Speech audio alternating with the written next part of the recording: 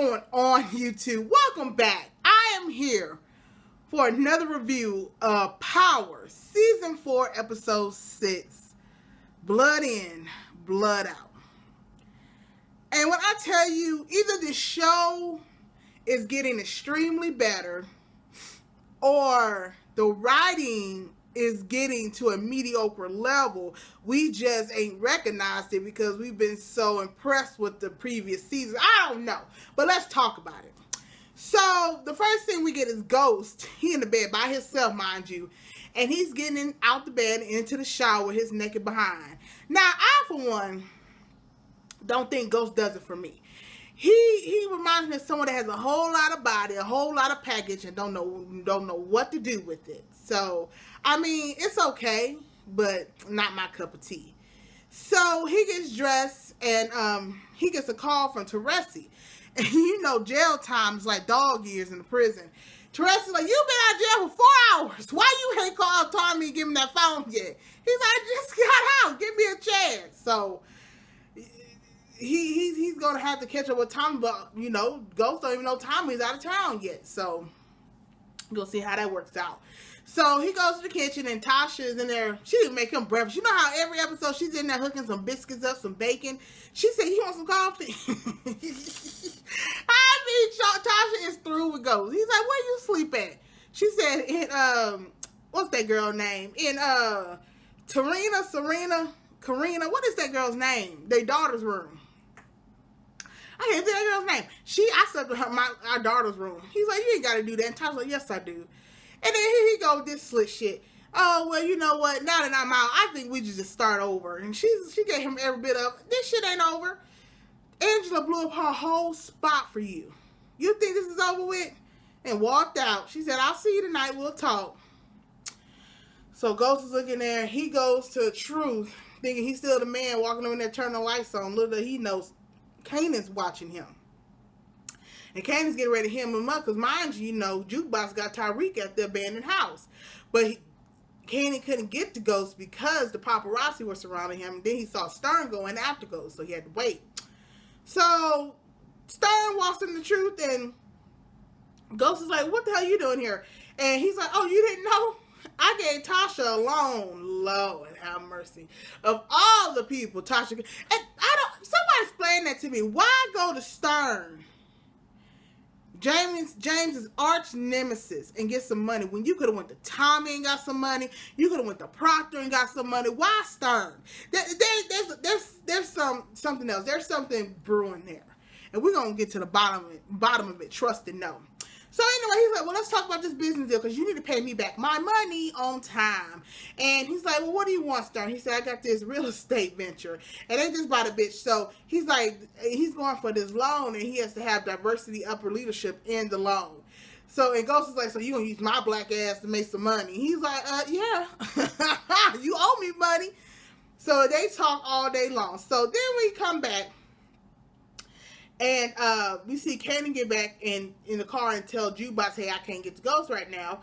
But I'm going to get at him later. And Jukebox is being all hostile. Well, you need to do something, because I got this boy here. And if you don't quit playing with me, I'm going to put a bullet in his head for fun. Okay? So he's like, all right, cool, I got you. So Tommy, Tommy is in Chicago. Okay? And he's meeting with Jason. That's the guy's name. I mean, this food chain has levels upon levels upon levels. Are we ever going to get to the top? You know, I thought Milan was the big guy. Turns out he got a boss, and I'm sure Jason got a boss. So it just never ending. So he wants Tommy to run his coastal business, be the connect in New York and on the West Coast.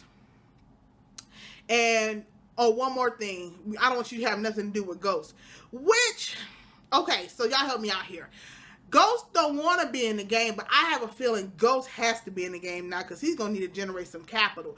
Y'all forget, the whole point of this whole opening up this Truth business wasn't just so James can separate himself. It was so he can wash money. So if there's no money to wash, is Ghost making money? Not so much, especially since Ghost just got out the pen. So he's going to have some capital to rebuild his stash.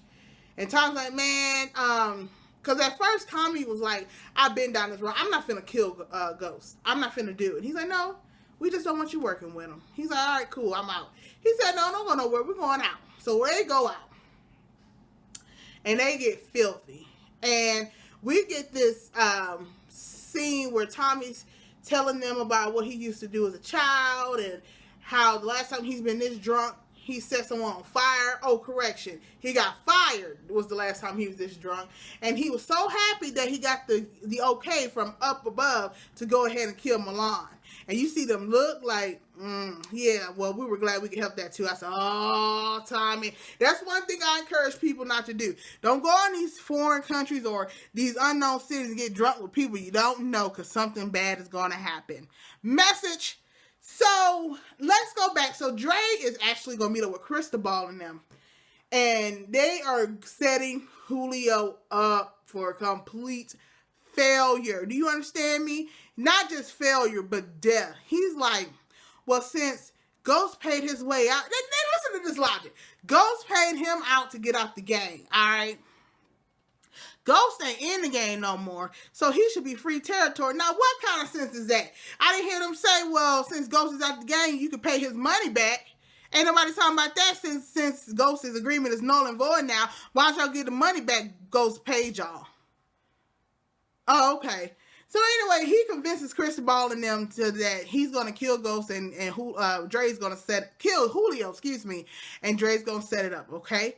Dre then meets with Julio and really checks him on being the distro. He always got to check with Tommy to make sure that he can, initiate a business deal. And I'm like, man, he's like, well, man, when are you going to wipe your own ass? When have you ever known Tommy not to make any money? He's like, be a distro, that's your job. And he right.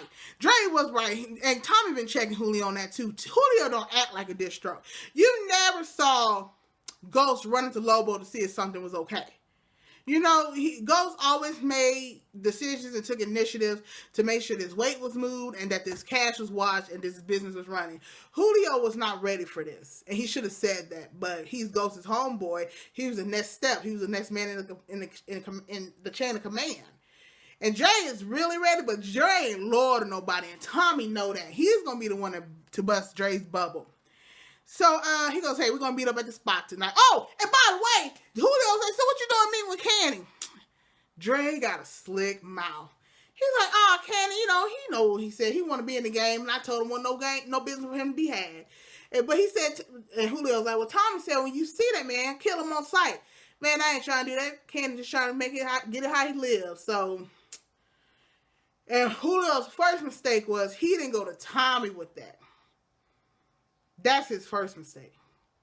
He got ties and allegiance to the wrong one and discussing business with the wrong one. You discussing business down instead of discussing business upward, the management ladder. So, Julio goes to this warehouse to meet Dre later that night. And man, they tore him a new one. Do you understand me? He didn't go down without a fight. But he went down. He hung someone by the head on a coat hanger. He beat someone with a pipe, but all after he had his Achilles heel tendon slash. Oh my God, I heard that's the worst pain in the world. He got stabbed, and then the Cristobal cut his doggone 718 tattoo off his neck. Power is going for the Horror Gore Movie Award of the season. Do you understand me? There's been more gore in this season of Power than I've probably seen in an episode or movie of Nightmare on Elm Street. It's just gruesome. And that's not even the end of it. So, back in Chicago, Tommy got the complete filthy and drunk all the alcohol. And he walked to his car with the serves, and sure enough, they done hit him across the head and threw him in the trunk. He waits up. Now, when they came to that field, I wasn't thinking. I thought it was where they buried Lobos, but it was just a grave, a shallow grave with a whole bunch of graves and a whole bunch of other people they done killed. So, out of nowhere, we see Petard. And Batard tells Jason, oh yeah, Tommy went out on his own and killed Milan. And Tommy's like, no, I didn't. You told me it was okay to go ahead and do the hit on Milan. No, you told me that. I didn't even know Tommy had killed Milan. I thought some game did it. He's trying to throw Tommy all the way under the bus with no bus pass. So then, out of nowhere, Tatiana. You remember Milan's girl comes out of nowhere. He was like, Jason's like, straighten this up for me, Tatiana. And you hear them whispering and you hear her say it was Tommy. He come back and Tommy closes his eye because he thinks he's about to die. And he sees a flash of Holly. You hear the guns go off and they shoot Batard. Now, can someone please explain to me? I know Batard wanted Milan dead too. But why he just didn't get the okay? And my husband tried to explain to me. He's saying because Batard didn't have that kind of juice to go above Milan to get a hit to kill Milan. So he lied about it. So put that down in the comments. Why do you think he just didn't go get the okay from Jason? Why lie about Tommy? But I guess, that's a good way to get rid of Milan and get rid of Jason. So I guess that's what he was thinking. But he got rid of himself in the process. So, boo. So Tommy gets up. He's like, okay, I appreciate you sparing my life, but just know you ain't gonna never ever walk behind me. And Jason's like, I understand. And Tommy's like, after you. So Tommy is on his way back. He go past. He's like 50 miles from Cleveland, where Holly was born and raised. Okay. He goes to this house, and I don't know how he knew to go to this house, unless I guess he looked her uncle up by name and found a house that he was having her open house for. I don't know. It was just a series of unfortunate events. So he gets there and this guy's selling his house and he said, you're early for the open house. And Tom's, oh yeah, well, I'm looking to relocate. He's like, you got a family? He said, no, never been lucky with love. He said, Tom goes, you got kids? And the guy's like, yeah, I got 2 beautiful girls. And he goes, do you like screwing your girls? And he said, I think you should leave. I said, no, I think you should tell me if you're screwing girls. Did you like screwing Holly? He goes, Holly, my niece? Look, I don't know what she's told. She told me everything, Tommy says. She told me everything. That man fixed his mouth. Now, here's the deal. Let's just look at this scenario. And this is what I'm talking about. Is this show getting better or they're just doing this for shock value just to and being mediocre? And we don't understand it because it's always been good that mediocre is sufficient. Now, I'm an older guy, hypothetically. And I'm in this house and I know I'm molesting my niece, okay? And this random guy that got a good 2 feet on me, a good 100 pounds on me, and muscles and youth on his side, in the house with me all alone, accusing me of molesting my niece. I think the last words that's going to come out of my mouth is not going to be, she wanted it. She was asking for it. She's fast. That man fixed it. Tommy said, you were raping Holly. And he goes, she wanted it. Some girls are faster than others. Child, when I tell you Tommy took a bat off that mantle and busted that man's head to the white meat, and I would have did the same. What was he thinking? I mean, these pedophiles are bold nowadays. They don't care. And another nomination for the Horror Award of 2017 of the Season of Power. So, we go back. Jukebox is hanging out with Tariq in his abandoned house. And, child, she done serenaded him to sleep with Mahalia Jackson. He asked her why, people call her Jukebox. It's because she can imitate all the songs in the jukebox. And he starts rounding off people he really don't know. Like, she used to send me this song by Midnight Train to Georgia. He didn't even know that was Gladys Knight. Just young. He's probably born in this decade. That's too bad. But anyway, so she done serenaded him to sleep with Mahalia. With his eyes on the Sparrow Girl with all that cocaine or that sleeping medicine that she done put up in that lean. And they just sitting there in this abandoned house playing PlayStation. Tariq done went to sleep. So Tariq texts his mom that he's spending a night over his friend. This is before, he got drugged. But Tasha meets up with Lakeisha. Here she go, the beginning of the end for Lakeisha. First of all, Lakeisha need to learn her place. She sits down. They took the locks off my shop today. And I'm thinking, and that's what they supposed to do. That's what Tasha said. Good. Now we can get back to business. When I'm getting out this drug day. Now let me get this straight. You don't want your business to be in the drug game, but you ain't got no problem with dating the drug connect. Oh, okay. So, and she just giving Tasha all kind of attitude. I'm like, what is she mad about? I mean, I get it. You built your business yourself, and they could slick crept up in there and ran drugs through there without you knowing it. But this is nothing new. And then she really got hot when Tasha's like, what happened to your new man? Oh, I don't know. He ain't texted me in a while. I gotta roll. I mean, just mad. Lakeisha remind me of one of those friends that's just friends with you because she can't stand you. She wants to be you. She really is not happy for you, but she's just around you so she can soak up your aura and be you. In actuality, she ain't happy for you, and now she ain't happy. She's just a miserable bitch, and she wants you to be miserable too. But we're gonna see what happened to her character. So for the main event, here we go. Kanan ran up on Ghost Child in broad daylight to hemmed him up. And the man get in the car and told him that he needs cash if he ever wants to see Tariq. And he's like, man, you know I ain't got that. Ghost is like, I ain't got that kind of money. I just got out the joint. He said, well, you know, that's your problem. You gonna make it happen if you ever want to see Tariq. So they go up, they pull up to this warehouse. And he's like, where is this? This is Tommy's stash house. Now, here's 50 Cent trying to run this guilt trip. Oh, you gonna rob your friend now? That's just typical you. And I'm thinking, how else he supposed to get the money? Oh, okay. So he's like, well, there's two men in the front and one at the top. And I go in the front, you can go on the side. And he gives him a gun with no bullets. And Ghost like, what am I supposed to do with this? You'll figure it out. So he run up on Big Boy. And he's like, hey, Tommy sent me over here to check things out. He said, I know that's a lot because Tommy's out of town. And he said, man, let me through. And he pushes Ghost, and Ghost clocked the mess out of him and put him down. Then there was a dreadhead dude upstairs sitting there, and Kanan had hemmed him up from behind.